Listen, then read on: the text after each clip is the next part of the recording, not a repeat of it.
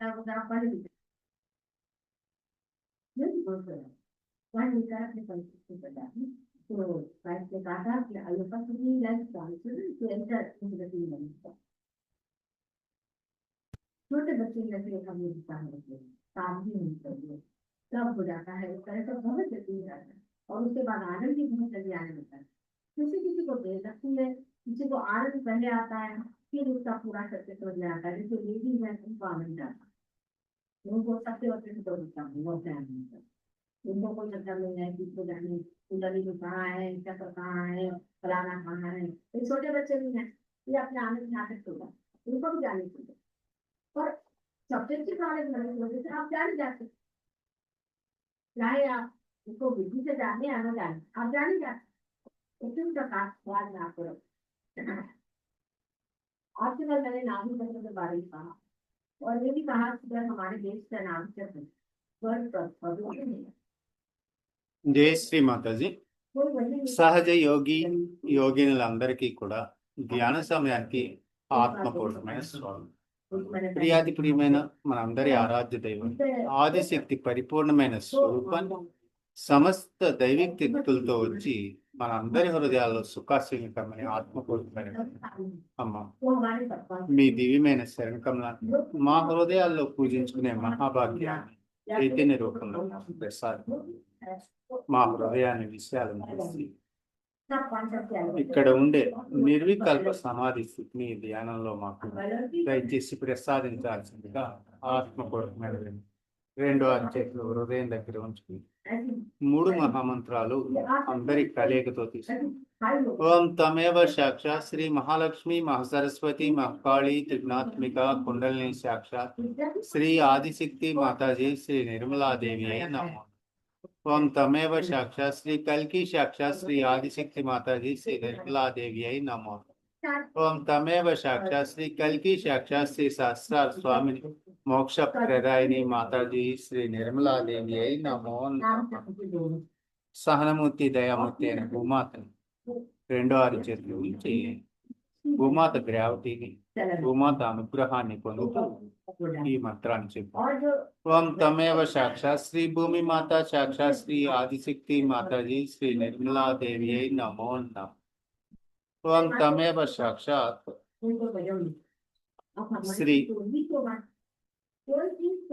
గణేశ సాక్షాత్ శ్రీ ఆదిశక్తి మాతాజీ శ్రీ నిర్మలా దేవి అయి నమో నమః ప్రాతర్నమామి హృది సంస్కృత ఆత్మతత్వం సచ్చిసుఖం పరమాంస గతిం తూర్యం యస్వప్న జాగృతి సుషుప్తమవైతి నిత్యం తద బ్రహ్మ నిష్కలం నచభూత సంగం ప్రాతర్నమామి కుండల్ని ఉత్తానపరుచుకుని అమ్మ మా నాలుగు వైపులా కింద పైన సర్వకాల సర్వావస్థలు పరిపూర్ణమైన మీ రక్షణలో ఉంచాల్సిందిగా ఆత్మపూర్వకమైన अपराधी जो भी बताया गया है ये पूरा है तो खट्टा नहीं उसमें कोई आप एक चीज जैसा देता है कि हाँ आ सकता है वो तो बहुत ही गलत चीज हो तो क्या మరొకసారి రెండో అరిచేతులు భూమాత మీద ఉంచి మూలాధారంలో ఉన్న బిందువు నుంచి విశ్వ మహాబిందువు అయిన శివ సాన్నిధ్యానికి చేరి 4 ఓంకారాలు తీసుకు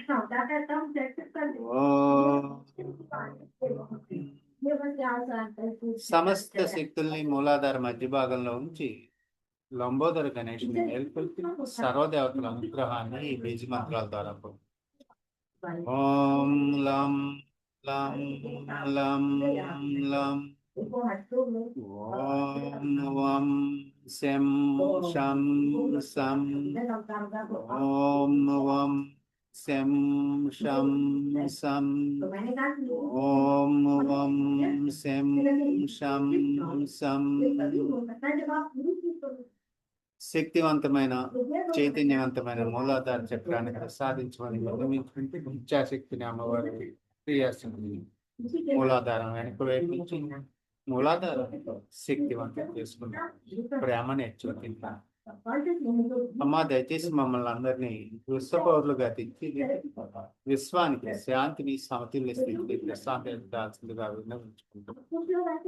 అమ్మవారి ముందు సవ్య దిశలో మనం వైబ్రేట్ చేసి స్వస్తిని రాజ్యం. ఓం తమేవ సాక్షాత్ శ్రీ గణేశ సాక్షాత్ శ్రీ ఆదిశక్తి మాతాజీ శ్రీ నిర్మలాదేవి అయి నమో. ఓం తమేవ సాక్షాత్ శ్రీ భైరవనాథ్ సాక్షాత్ శ్రీ ఆదిశక్తి మాతాజీ శ్రీ నిర్మలాదేవి అయి నమో. ఓం తమేవ సాక్షాత్ శ్రీ కార్తికేయ సాక్షాత్ శ్రీ ఆదిశక్తి మాతాజీ శ్రీ నిర్మలాదేవి అయి నమో. ఓం తమేవ సాక్షాత్ శ్రీ హనుమాన్ సాక్షాత్ శ్రీ ఆదిశక్తి మాతాజీ శ్రీ నిర్మలాదేవి అయి నమో. పరమ పూజ్య శ్రీ మాతాజీ దయచేసి విశ్వాన్ని అంతటినీ కూడా శాంతితో సమతుల్య స్థితికి సాధించి సత్యయుగాన్ని ప్రారంభించాల్సిందిగా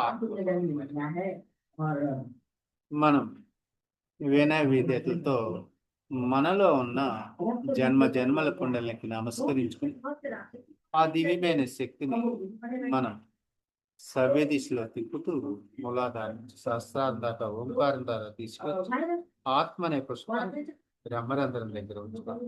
3 ఓంకారాలు ఉంటాం. ఆ అనుభవాన్ని పొంది మనల్ని మనం అభిషేకం చేసుకుంటాం. ఓం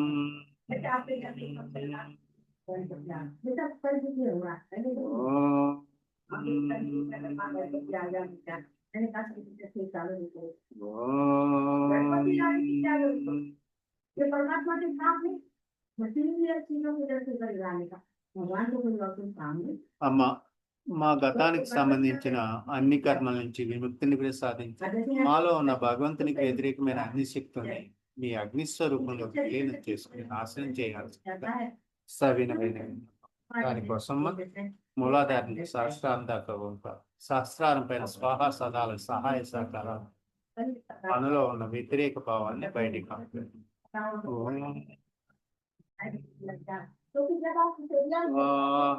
సదా నేటిటి అంతా బయటికి వెళ్ళేదాకా కొద్ది సమయం ఇలా ఉంటుంది.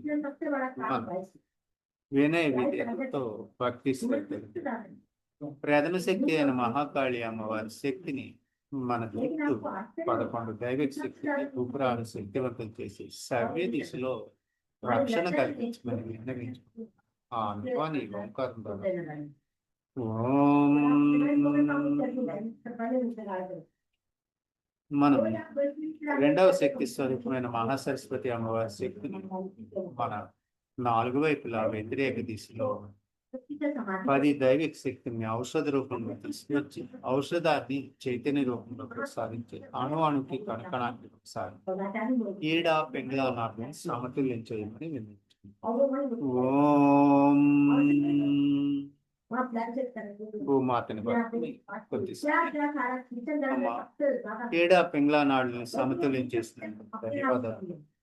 మహోన్నతమైన మీ భగవత్ సామ్రాజ్యంలో ప్రవేశించడానికి మాకు అనుమతిని ప్రసాదించి సుషుమ్న మార్గం నుంచి బ్రహ్మనాడిలో ప్రవేశింపజేసి మా తండ్రి అయిన పరమేశ్వరుని పాదపద్మాలకు స్వాచాల్సిందిగా సవినం.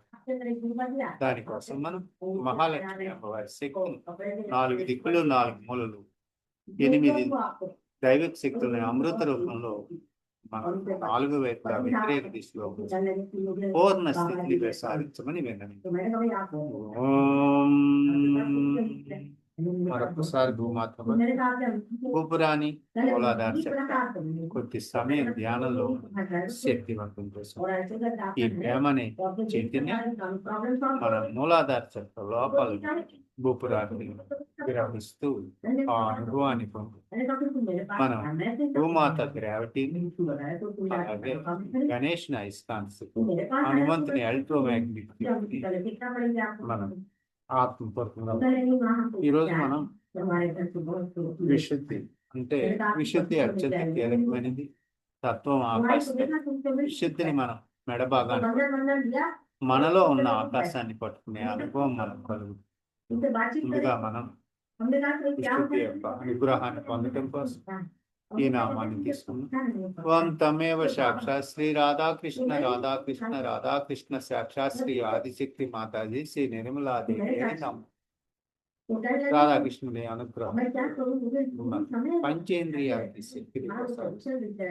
నయనాలకి శక్తిని తీసుకుని తర్వాత మన చెవులకి, నాసికి, నాలుకకి, చర్మానికి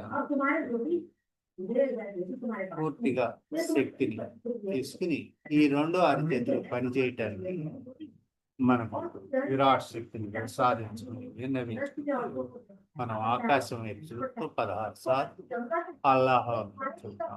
అమ్మ ఓ భగవంతుడా, నీవు మన పంచేంద్రియాలలో ఉన్న నెగిటివిటీని అంతటినీ కూడా మన చెవుల ద్వారా వేడి గాలిని బయటికి పంపివేద్దాం. ఈ 16 సార్లు ఓ భగవంతుడా, నీవు ఎక్కడా అని అడిగి ఆకాశం వైపు చూస్తూ అల్లాహ్ అక్బర్ చెప్తాం.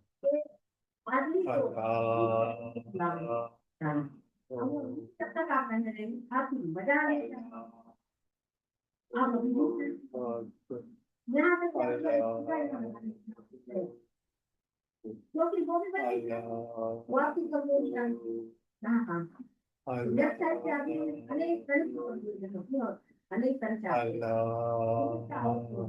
और फिर मामले में बहुत कमजोर है। तुम्हारा ख्याल रखो, तुम्हारे और मैं तुम्हारा कुछ करूँगा। इस तरह की व्यक्ति की बातें और फिर हो गया उसके बाद ये वेबसाइट के बाद लगे हंसते ही बढ़ती है तो फिर तरह तरह के बुलाने और उन्होंने नहीं किया हमारे यहाँ पहले वो सारी बातें जान రెండు అరచేతులు ఆకాశం ఓ భగవంతుడు, ఇదే నా ప్రేమ దివ్యమైన చెట్టునిస్తాడు. ఆకాశ దేవతని ఆ ప్రశ్న అడిగి చెవుల్లో ఉన్న మన వ్యతిరేక భావాన్ని వ్యతిరేకిస్తుంది. శివుల ద్వారా మనం వేడి గాలిని బయటికి పంపిస్తాం. విశుద్ధి చక్రం అత్యంత కీలకమైనది. దీనితో మనం శ్వాసిస్తూ ఉంటాం, పంచేంద్రియాలన్నీ పనిచేస్తూ ఉంటాం. మనం విశిష్టి విశ్వాస నిశ్వాసం తీసుకున్నాం కలిగే ఒడిదుడుకులంతా కూడా బ్యాలెన్స్ అనేది ఇక్కడే రావాల్సి ఉంది. మనం రెండు నాస్కులతో తీసుకున్నాం, ఏది ఏమైనా తేడాలు ఉంటే ఆనాడు మనకి పని చేయట్లేదని మనం అర్థం చేసుకోవాలి. చెక్ అవర్ బ్రీత్ అని చెప్తాను. రెండు కుడి అరిచేయి విశుద్ధి వేలిని ఇలా అడ్డంగా ఊపిరి బాగా తీసుకుని మనం ఈ గాలిని వదులుతున్నట్టయితే బ్యాలెన్స్ గా ఉందో లేదో చెప్తుంది, సమతుల్య స్థితిలో ఉన్నామో లేదో ఈ చక్రం చెప్తుంది.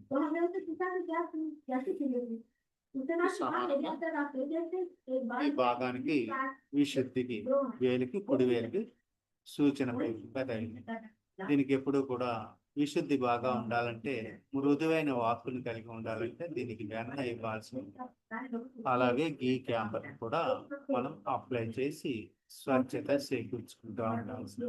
మనం బయటికి వెళ్ళిన ప్రతిసారి కూడా బయట నుంచి కొన్ని మలినాలు విశుద్ధిని మనకి పాడు చేస్తూ ఉంటాయి. దాన్ని అంతటిని కూడా ఎప్పటికప్పుడుకే సరి చేస్తూ మనం ముందుకు వెళ్ళాల్సి ఉంటుంది. అలాగే ఇక్కడ విష్ణుమాయ సహాయం, పిటల్ రుక్మిణి సహాయం మనం పొందాల్సి. మన రిలేషన్ లో ఉన్న అన్నాదమ్ముల అనుబంధాన్ని మనం స్ట్రాంగ్ గా చేయమని అమ్మవారికి విన్నవించుకోవాల్సి ఉంది. ఇది తేడా వచ్చింది. విశుద్ధి మనకి పూర్తిగా ఇబ్బంది పెడుతుంది. ఏ వాతావరణంలో మార్పు వచ్చినా భారం ఏర్పడుతుందని మనం గ్రహించాల్సి. మనం 11/6/1989 విరాట్ పూజ. ఇక్కడ కృష్ణుడే విరాట్ స్వరూపం. ఎదుట ఈ భాగానికి వస్తూ విరాట్ స్వరూపం మనకి ఈ విరాట్ పూజ సందర్భంగా ఈ రోజు మనం అందరం కూడా USA లో జరిగింది ఈ పూజ. కానీ కృష్ణుడి భూమిలో విరాట్ పూజ చేయాలని నిర్ణయించుకోవటం మనకి తెలిసినట్టుగా శ్రీ విష్ణువు మనకి మనతో ఎదుగుదలతో ఆయన 10 అవతారాలతో వచ్చారు. చివరికి విరాట్గా వ్యక్తమయ్యారు. విరాట్ అనేది సర్వశక్తివంతమైన భగవంతుడు జీవితం యొక్క మెదడు. కాబట్టి మొత్తం కేంద్ర నాడీ వ్యవస్థ అంతా కూడా శ్రీకృష్ణుడు విష్ణువుగా తర్వాత ఈ అవతారాలన్నీ నియంత్రిస్తూ ఉంటారు. మనం తర్వాత శ్రీ విష్ణువుడు శివుడికి విరాట్గా మనలో పనిచేస్తూ ఉంటారు. ఆయనకు ధన్యవాదాలు తెలుపుతూ ఇది సంపూర్ణంగా ఆది విరాట్. అది మనకి విష్ణు భగవాన్ శక్తి అంతా కూడా మనకి మెదడులో పనిచేస్తూ ఉంటుంది. ఇది సమతుల్యం అయితేనే మనం ఎడమ హృదయంలో ఉన్న శివ సాన్నిధ్యాన్ని చేరుకోగలుగుతాం. కానీ వాస్తవానికి ఈ శక్తి అంతా కూడా మన హృదయంలో ఉంది. ఇక్కడ విష్ణు భగవానుడి సహాయంతో మధ్య మార్గంలో మనం ప్రవేశించి చివరికి శివ సాన్నిధ్యం చేరుకోవాలి. ఇక్కడ వైష్ణవము శైవము రెండు ఒక్కటే అని మనం అర్థం చేసుకోవాల్సి మనం. కాబట్టి మనం చూడగలిగే సంపూర్ణత అంతా కూడా మనం ఇక్కడే హృదయంలోనే చూడవచ్చు. దాని వెనుక ఉన్న సూక్ష్మత కాబట్టి హృదయం చేత పరిపాలించబడింది. మన అన్ని శక్తుల్ని కూడా హృదయంలో ఉన్న ఆత్మని మనం అర్థం చేసుకోవాలి. హృదయం ద్వారా ప్రవేశించబడి మన మెదడు చాలా ప్రమాదకరమైనది. మనకి మాయను తీసుకొస్తూ ఉంటుంది. ఎందుకంటే అది బహిర్ముఖతను సృష్టిస్తుంది. అంటే బయటికి వెళ్ళిపోతూ ఉంటుంది. మనం చెప్తాం అంతర్ముఖంలోకి రావాల్సి ఉంటుంది. మనం ధ్యానంలో లోతుకి వెళ్ళాలని. హృదయం లేని వారు చాలా ప్రమాదకరంగా అంటే మన హృదయ స్పందన అనేది చాలా అవసరం పడుతుంది. మనం హృదయంలో మనల్ని శాసించడానికి అనుమతిస్తే ఆత్మ పనిచేయటం మొదలవుతుంది. మన ఆత్మకే హృదయంలో ఉన్న ఈ కాంతి అని ఆత్మకే పనిచేసే శక్తిని మనం ఇవ్వాల్సి ఉంటుంది.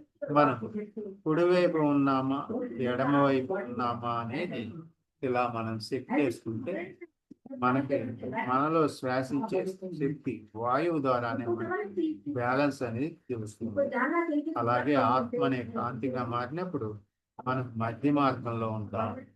మధ్య మార్గంలో అన్నిటికంటే ఉత్తమోత్తమైంది అని మనం అర్థం చేసుకోవాలి. ఇకపోతే ఈరోజు చంద్రకళ స్వరూపం 4వది శ్రీ దృష్టి శ్రీ నిత్య.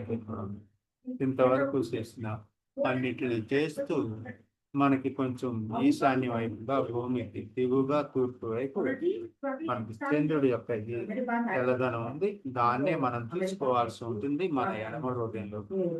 హృదయం యొక్క విశేషత టీవీ సౌండ్ వినపడుతుంది, మీది క్లారిటీ లేదు సార్. ఇక్కడ మనం అందరం కూడా దాన్ని అనుభవంలోకి తీసుకుంటూ చంద్రకళాత్మకం. మనం చంద్రకళను ఆరాధించినప్పుడు మనకి ఆత్మానందాన్ని, ఆత్మ దర్శనాన్ని, ఆత్మ విద్యని 16 రోజులు ప్రసాదించినందుకు జన్మ జన్మల ధన్యవాదాలు అమ్మవారికి తెలియజేస్తూ చంద్రకళా స్వరూపాన్ని మనం 15 దాకా గగనంలో చూడవచ్చు. 16వ పూర్తిగా చైతన్యంలో మన 10,000 పనుల్లోనే దాన్ని గ్రహించాల్సి ఉంది.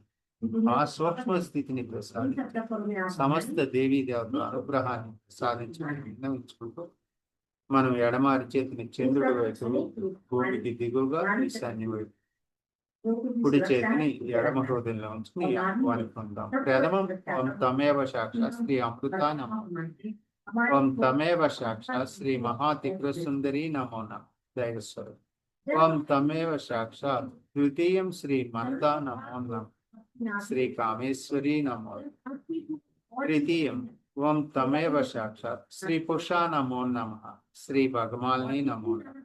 4వది దృష్టి, ఓం తమేవ సాక్షాత్ శ్రీ దృష్టి నమో నమః, ఓం తమేవ సాక్షాత్ శ్రీ దృష్టి సాక్షాత్ శ్రీ ఆదిశక్తి మాతాజీ శ్రీ నిర్మలాదేవి అయి నమః. त्वं तमेव श्री दृष्टि साक्षात् श्री आदिशक्ति माता दी श्री निर्मला देवी नमः। त्वं तमेव साक्षात् श्री नित्य किलना साक्षात् श्री आदिशक्ति माता दी श्री निर्मला देवी नमः। त्वं तमेव साक्षात् श्री नित्य किलना साक्षात् श्री आदिशक्ति माता दी श्री निर्मला देवी नमो नमः। त्वं तमेव साक्षात् श्री नित्य किलना साक्षात् श्री आदिशक्ति माता दी శ్రీ నిర్మలాదేవి అయి నమో నమః। మన విశుద్ధికి 16 దళాలు. ఈ 16 దళాలు చాలా విశేషం. ఈ 16 దళాలు శాస్త్రంలోకి వస్తే 16,000 దళాలు కృష్ణుడి యొక్క సర్వశక్తిని అనుభవంలోకి తీసుకోవచ్చు. మన విశ్వం అంతా వ్యాపిస్తుంది. మన హృదయాన్ని విశాలం చేస్తుంది.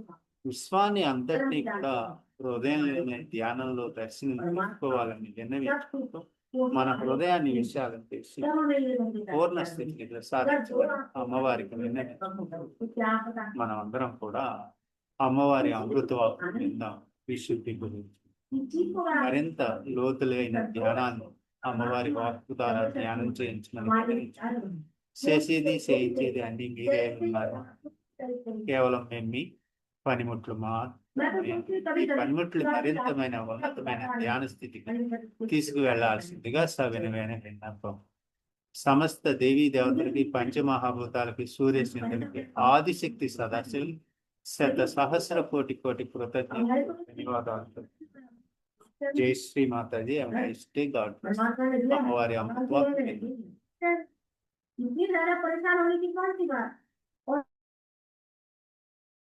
महत्वपूर्ण है। इसको विशुद्धि चक्र कहते हैं, जो कंठ में यहाँ पीछे में होता है। जबकि मनुष्य ने अपनी गर्दन उठा ली तब ये चक्र स्थित हुआ है। ये श्री कृष्ण का चक्र है, राधा कृष्ण, ये विराट का चक्र है। ये विराट पूरा की पूरा विराट बना है। इस सारे विराट में आप छोटे छोटे एक सेल, लेकिन अभी तक आपको अंदाज नहीं है कि आप एक छोटे सेल है और वो बड़ा सेल है। जिस वक्त आप पार हो जाते हैं तब आपका कनेक्शन उससे जुड़ जाता है, आप भी विराट हो जाते हैं। ये विराट का चक्र बहुत ही महत्वपूर्ण है। इसकी 2 साइड है, लेफ्ट और राइट साइड। राइट साइड में राजसिक माने जिसको हम कह सकते हैं कि राइट साइड जिसकी पकड़ती है उसे रुक्मिणी जी और श्री कृष्ण का ध्यान करना चाहिए, और जिसकी लेफ्ट साइड पकड़ती है उसको विष्णु माया का करना चाहिए। माने ये कि जो राजकारण में लोग झूठ बोलते हैं उनका राइट साइड बहुत ज्यादा पकड़ेगा, और लेफ्ट जिसका पकड़ता है उसको ये कि उसको माँ बहन का अक्ल नहीं होती। लेफ्ट की शुद्धि वाले को माँ कौन बहन कौन जिसको अक्ल नहीं होती है उसका ये पकड़ता है। हर एक औरत को जरूरी देखना चाहिए, गया उसका लेफ्ट की शुद्धि जरूर पकड़ेगा। या जो आदमी अपने को बहुत गिल्टी महसूस करता है, अरे मैंने तो ये भी दोष कर दिया, हर समय रोते रहना, उसका भी पकड़ता है। मैं बड़ा दोषी हूं, उसका भी पकड़ता है। ऐसे अनेक चीजें हैं। और फिजिकल इसमें जिसको जुकाम हो जाए, सर्दी हो जाए, उसका राइट साइड पकड़ता है। इसी से ब्रोंकस वगैरह जो चीजें हैं उसकी बीमारियां चलती। या मंत्रों का उच्चार करने से ये चक्र हमेशा पकड़ता है। जैसे हरे रामा हरे कृष्णा वाले हैं, उनको कैंसर ऑफ द थ्रोट लिखा हुआ है, तो अभी आएंगे मेरे पास, आते हैं, उसको कैंसर ऑफ द थ्रोट होता है। गलत अनधिकार मंत्र बोलने से कैंसर ऑफ द थ्रोट होता है।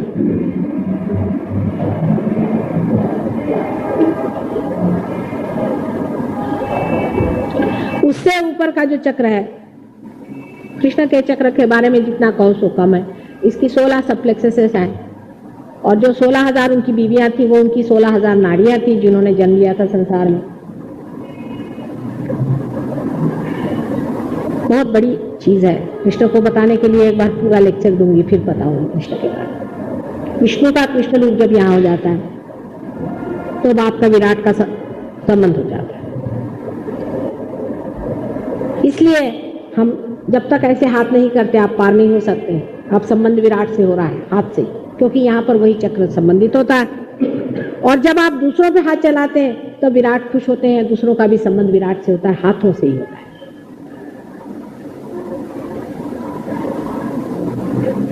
उसके बाद ये चक्र है बहुत महत्वपूर्ण है, जो कि ईगो और सुपर ईगो दोनों को ही कंट्रोल करता है।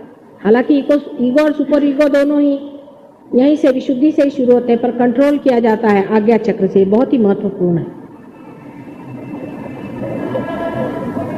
ये हमारे अंदर सूर्य तत्व है, या कहना चाहिए कि ये हमारे अंदर में तेज तत्व है, तेजस्विता इससे आती है।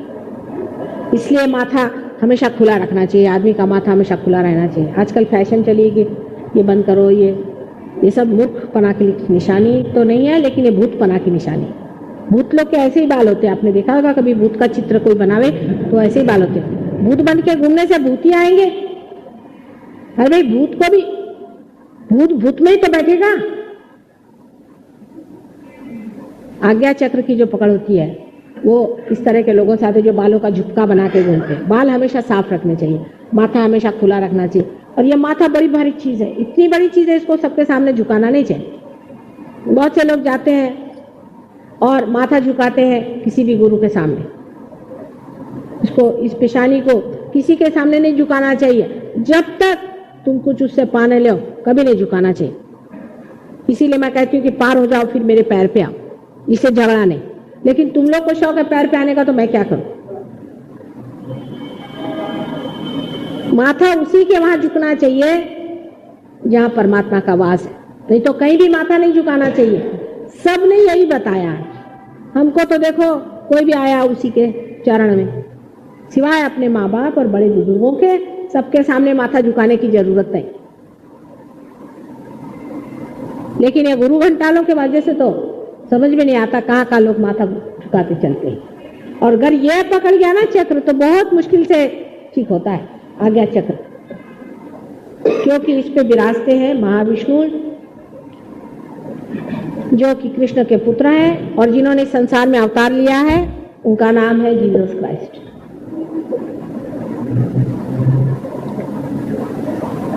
जो क्रॉस है वो यही क्रॉस है, इसको उन्होंने लांग दिया। वो संसार में आकर के उन्होंने कृष्ण की बात सिद्ध कर दी। नैनम छिदंती शस्त्राणी नैनम दहति पावक। कृष्ण ने कहा कि ये जो आत्मस्वरूप है ये किसी भी चीज से नष्ट नहीं होता है। उसकी सिद्धता ईसा मसीह ने अपने जिंदगी में पुनरुत्थान करके, रिजरेक्शन करके सिद्ध कर दी। ईसा मसीह ये ईसाइयों का नहीं है, अपना ही है, सबका ही है, किसी ने ठेका नहीं ले रखा। और इसका मंत्र जो है, जो लॉर्ड्स प्रेयर है, इसका मंत्र है। और आज्ञा चक्र को ही ज्यादातर लोग छूते हैं। ये दुष्ट लोग जितने भी हैं, ईसा मसीह को पहले खत्म करो, क्योंकि उससे बढ़कर कोई भी जाज्वल्य देवता आज तक संसार में नहीं। और क्योंकि ये गणेश जी का तत्व है, गणेश साक्षात है। पीछे में गणेश है तो सामने में ये है। एक ही रुपये के दो हिस्से गणेश का स्वरूप है। क्योंकि गणेश से बढ़ के तो कोई देवता है ही नहीं, तो सब लोग इसी को पहले खराब करते हैं। चलो आज्ञा पे ही हाथ लगाओ, जिसको देखो वो गुरु गणेश को छूता है। किसी को भी अपने आज्ञा पे हाथ मत लगाने देना। जब तक पार नहीं हो जाओगे तुम समझोगे नहीं, बड़ी टेरेबल चीज है ये आज्ञा चक्र। यहाँ पर है, इसकी माँ जो थी, जिसको हम मेरी कहते हैं, ये राधा जी है। ये है कि नहीं है, इसकी पहचान ये है कि तुम जो पार हो गए पूछो माँ कह रही है सच है कि नहीं। देखो वाइब्रेशन कितने आ रहे हैं। मैं एक एक चीज सत्य कहती हूँ, उसी से तो वाइब्रेशन आ रहे हैं, सत्य के वाइब्रेशंस तुम्हें दे रहे हैं। राधा जी स्वयं ही थी वो, लेकिन वो उस वक्त कुछ बोली नहीं। ईसा मसीह ने भी अपने माँ के लिए कुछ नहीं कहा, उसको होली घोस्ट कहते थे। आदिशक्ति थी, आदिशक्ति और होली घोस्ट दोनों एक चीज है। पर उन्होंने नहीं कहा कि मेरी माँ होली घोस्ट है, नहीं तो उसी को क्रूस पे चढ़ा देते, तो फिर कोई वो चुप रहने वाला था, वो लेकर के मारता था। बहुत शक्तिशाली है और उसी का अब अवतरण आने वाला है, जो कि यहाँ पर और यहाँ पर बुद्ध और महावीर है हमारे माथे में, यहाँ पर बैठे हुए। बुद्ध और महावीर ये कोई नहीं दूसरे हैं बट लव और कुश, जिसको आप कहते हैं, जिनका नाम लव और कुश है, वही अनेक बार अपने संसार में जन्म लेते हैं। वही बुद्ध और महावीर के नाम से इस संसार में आए। वो भी अवतरण ही एक है, समझ लीजिए मनुष्य से अवतरण होने वाले एक विशेष जीव है। उन्होंने आके संसार में अहिंसा का प्रचार किया, पर इस तरह का अहिंसा नहीं जैसे जैन लोग करते हैं कि खटमल को पालो और मच्छर को पालो। तो फिर उन्होंने कहा कि फिर से जन्म लो बाबा, इन्होंने क्या तमाशा कर दिया। तो फिर उन्होंने जन्म लिया हसन और हुसैन के नाम से। उनकी माँ जो थी वो वही सीता जी थी, वही जानकी थी, वही राधा थी, जिसको फातिमा भी कहते हैं। और उनका स्थान यहाँ लेफ्ट नाभि में होता है। हजरत अली भी एक बहुत बड़ी हस्ती है, उनका नाम लिए बगैर लेफ्ट नाभि नहीं था। हजरत अली एक ही अवतरण है ब्रह्मदेव का, वो है हजरत अली। अभी काहे का झगड़ा लेकर बैठे? तेहरान में ये लोग बड़ी बात कर रहे हैं ना, जिसकी बात कर रहे हैं उसकी मैं बात कर रही, पर इन गधों को कुछ मालूम है किसकी बात कर रहे हैं? कितनी प्रचंड शक्ति थी वो, तो किस चीज को लेके झगड़ा कर रहे हो? और आपस ही में उनके झगड़े हैं। इस शक्ति के बाद ये महालक्ष्मी की शक्ति है। मेरी का रूप महालक्ष्मी का है, और उस शक्ति के सहारे ही ईसा मसीह संसार में आए। उसके बाद ईसा मसीह को जब इन लोगों ने क्रूस पे चढ़ा दिया, उसके बाद उनका पुनरुत्थान हुआ। उसके बाद वो अपने हिंदुस्तान में कश्मीर में आके रहे, और उनकी माँ भी वहाँ आके रही, और वहीं उनकी मृत्यु हुई है और वहीं वो रहे। तो अब इसको लेके 50 झगड़े, पर किसी को असलियत का पता नहीं।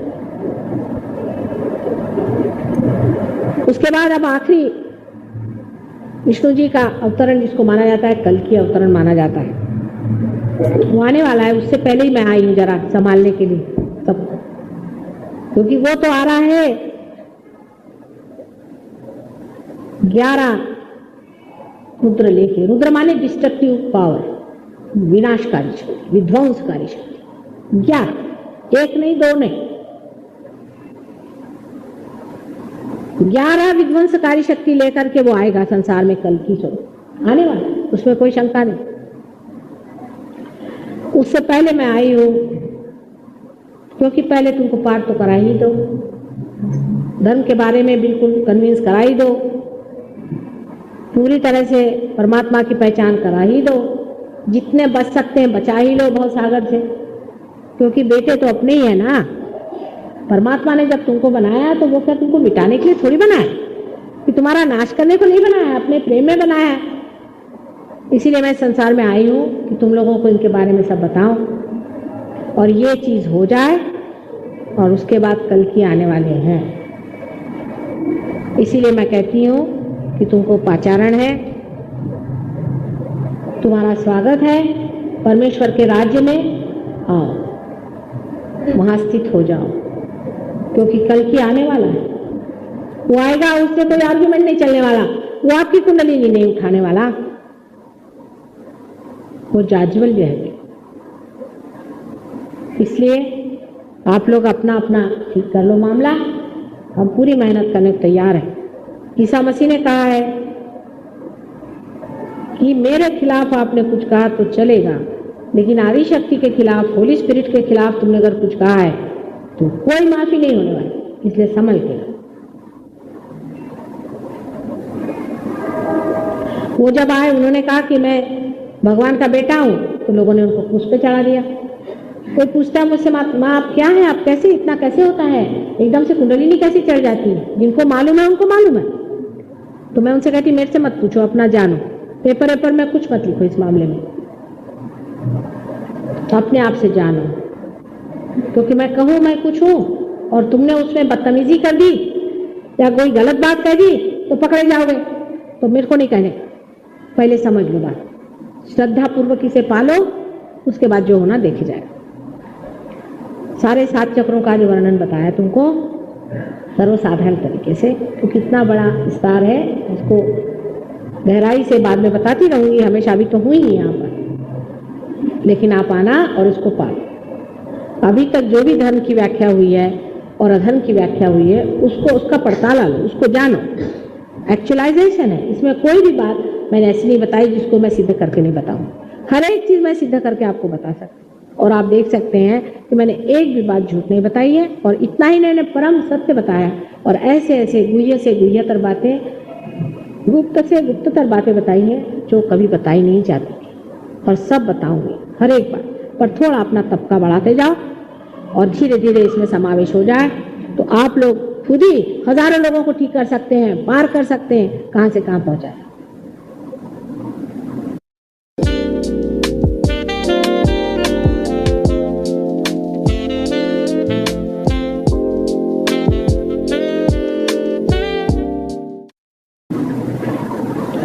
पर हमेशा यही कहो कि माँ हमें सत्य ही दो, क्योंकि एक और भी रूप हमारा है जिसको कि माया कहते हैं, क्योंकि आदि माया भी वही है और महामाया भी वही है। तो फिर मैं चक्कर में घुमाती हूँ। तुम अगर चक्कर में घूमना चाहो तो बहुत माया भी होती है, फिर आते हो घूम घाम के माँ बड़ी माया हो गई, समझ गए ये गलत हो गया वो गलत हो गया। इसलिए चक्कर में मत आना, मेरे चक्कर बड़े खराब है। मैं 100 बार कहती मेरे चक्कर में मत आना, तो भी आ जाते, बड़े चक्कर में घुमा देती। इसलिए संभल के रहे, मेरे प्रेम को समझो और उसको वर्ण करो, उसको स्वीकार करो तो ठीक है। लेकिन तुम गड़बड़ी करने पे आओगे तो सारे की सारे बैठे हुए हैं, ऐसा तुम्हें ठिकाना लगा देंगे कि कुछ पूछो ना। इसलिए मैं तुमसे कहती हूँ कि खिलवाड़ की बात नहीं है, सूक्ष्म चीज है, सूक्ष्म को सूक्ष्म से ही पाया जाता है। इसलिए वैसे तो मैं तुमको हंसाती ही रहती हूँ, हंसी खेल में इतना बड़ा विषय तुमको बता दिया, इसको कोई गंभीर नहीं बनाती, लेकिन ये समझ लेना चाहिए कि बड़ी सूक्ष्म चीज है और अत्यंत श्रद्धा और प्रेम की चीज है, इसका खिलवाड़ नहीं हो सकता। लेकिन है बड़ी विनोद और बड़े आनंद की चीज, बड़ा मजा आता है, ये बात दूसरी।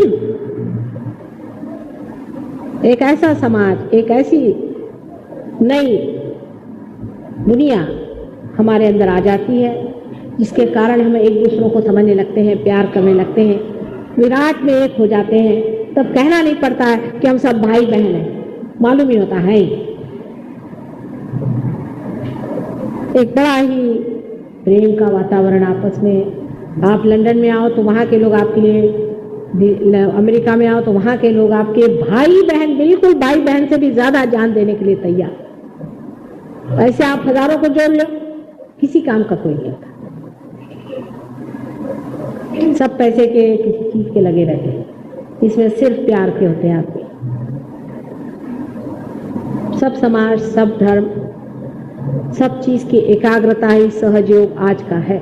सब तो समग्र करना, समग्र माने एक ही डोर में सबको डाल देना। कबीर ने कहा है 5-25 पकड़ बुलाऊंगा। देखिए भाषा की, देखिए शान, कैसे शान से बोलता है, रोता नहीं है कब मिलोगे भगवान वगैरह कुछ नहीं, शान से बोलता है 5-25 पकड़ बुलाऊंगा, एक ही डोर बंधाऊंगा। ये कबीर की शान है। कबीर को पढ़ो, खलील जिब्रान को पढ़ो, नानक को पढ़ो तो हमको समझोगे। रजनीश को पढ़ने से मेरे को नहीं समझ सकते तुम।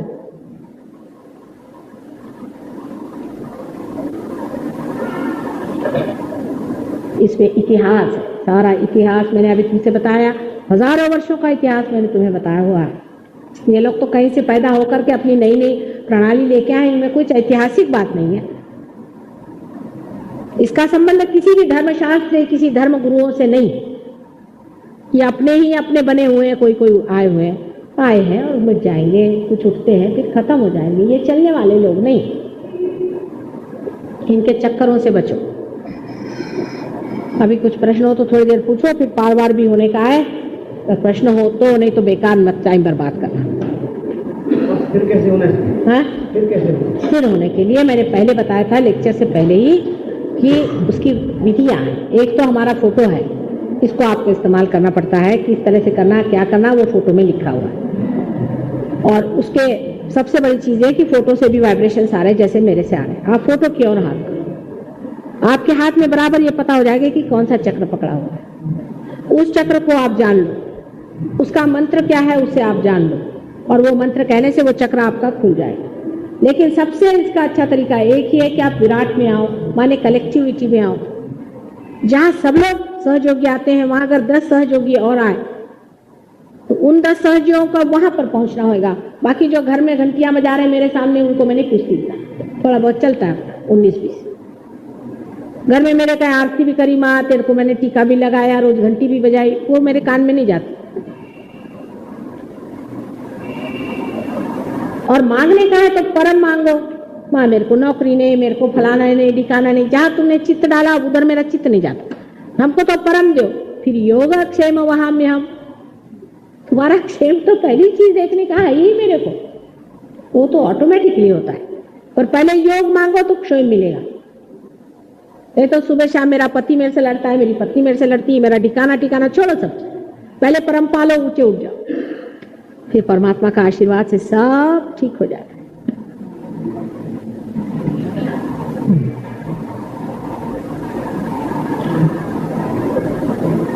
ये ऐसा नहीं है कि 1 मिनट में मैंने बोला चल कुंडलिनी चढ़ गई